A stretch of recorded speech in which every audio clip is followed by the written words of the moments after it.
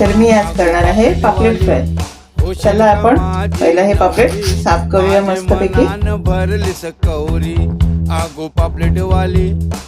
मच्छी फक्त 2 पाण्यातून काढून घ्यायची आहे. आपण आता ह्या पापलेटला मसाला लावून घ्यायचे आहे. तर घरगुती आहे आपला आलं लसूण पेस्ट, हा आहे 1 चमचा चिंचेचा कोळ, चवीनुसार मीठ,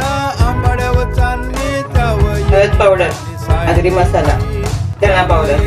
तर आपण हे सगळं मिक्स करून घेऊया छान. आता हे फक्त मी 10 मिनिटे ठेवते, तुम्ही अर्धा तासही ठेवू शकता. ठेवून देते साईडला. तांदळाचं पीठ, बारीक रवा आणि 1 चमचा तिखट हे सगळं एकजीव करून घेतलेलं आहे. मी पिठात गुळून घेतलेलं आहे. आता मी एक एक पापलेट तळायला टाकतो. ही पापलेट आपण एका साईडने छान असे तळून दिलेले आहे. उलटी करून घेते. तर हे असे पापलेट तुम्हीही करून बघा, खा आणि कमेंट्समध्ये नक्की कळवा.